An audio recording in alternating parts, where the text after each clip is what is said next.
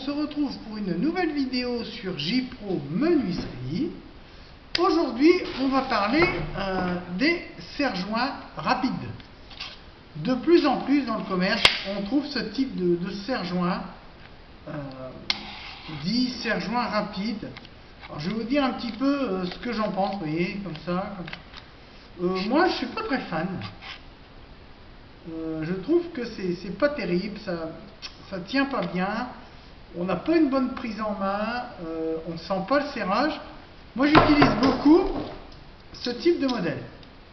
Alors je sais, vous allez me dire dans les commentaires, c'est vieux, c'est un vieux modèle. C'est vraiment les modèles historiques, hein, les vrais serre-joints à pompe.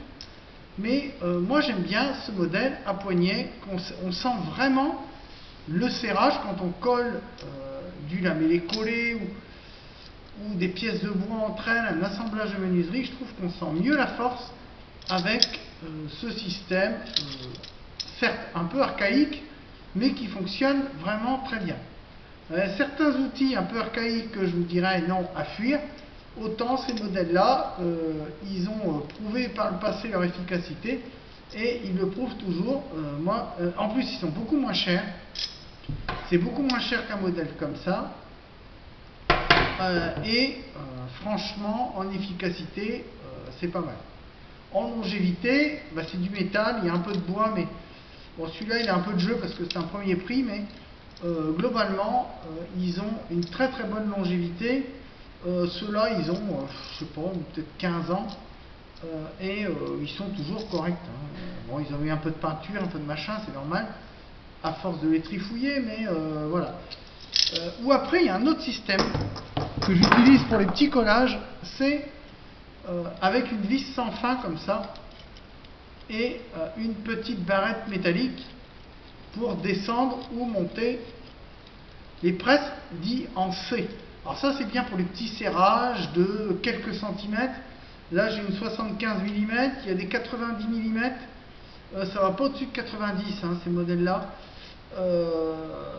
Mais ça peut être bien pour du petit collage, des petites baguettes, petites moulures à coller. Voilà. Pour de la maquette aussi, petit maquettiste, ça peut se servir. Il y a Lidl qui a sorti un modèle avec un support où on peut s'en servir d'étau si on n'a pas d'étau. Franchement, c'est pas mal non plus. Et voilà, c'est un autre système, encore un petit peu différent que le modèle à pompe, mais c'est un modèle qui a fait ses preuves. Alors moi, j'ai fait un petit bricolage. Vous voyez, j'ai rajouté un petit taquet antidérapant, c'est des patins de chaise pour éviter de marquer le bois. Mais franchement, ceux-là, moi, je les utilise beaucoup, j'aime bien. Voilà, pour des petites bricoles, ça peut être pas mal. Et vous avez la petite tige comme ça. C'est assez robuste, c'est assez costaud aussi. Alors, des fois, la tige se tord un peu au bout de quelques années, mais voilà, il faut vraiment y aller fort. Donc ça, tout en métal, c'est pas mal non plus. Donc franchement, restez aux anciens modèles. Modèle comme ça, modèle comme ça.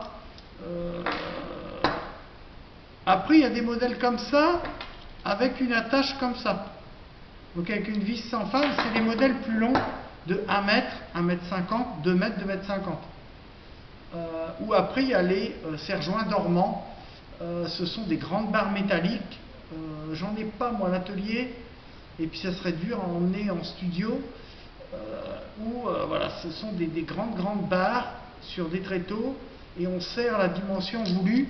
Bon, là, c'est vraiment pour du gros collage. Moi, je fais des ouvrages de taille petite, moyenne, un peu d'ébénisterie, donc des modèles comme ça peuvent me suffire. Ou après, j'en ai des un peu plus grands à pompe aussi, avec un système comme ça. Mais voilà, ce genre de système, moi, me convient. Je n'ai pas besoin d'acheter des dormants parce que ça coûte très cher. Et il faut avoir un grand atelier que je n'ai pas. Mon atelier est vraiment petit. Donc ce modèle-là, bon, après c'est réglable, ajustable.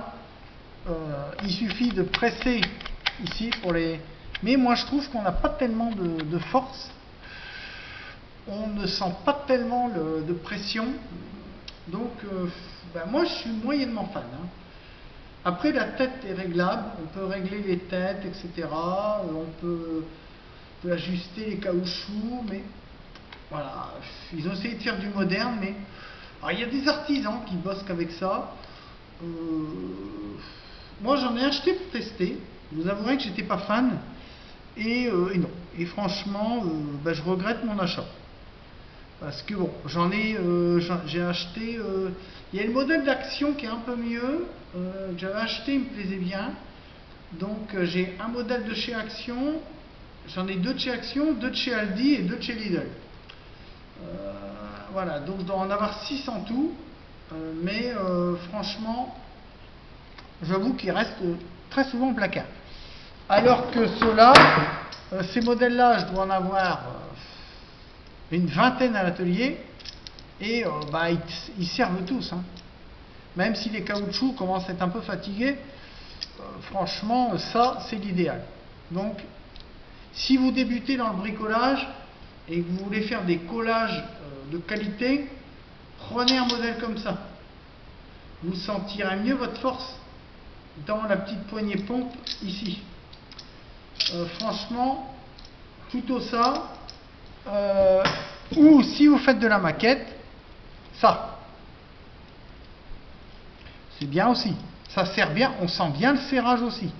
Ça sera un petit peu moins précis que le modèle poignée pompe, mais ça sera pas mal aussi. Donc voilà, moi c'est les deux modèles que je vous recommande.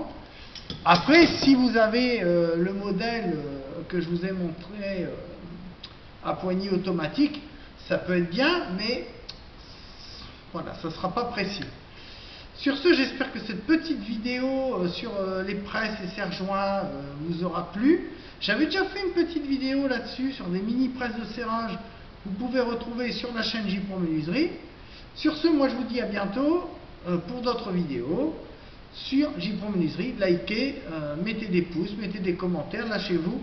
Je réponds à tout le monde. Ciao, bye bye.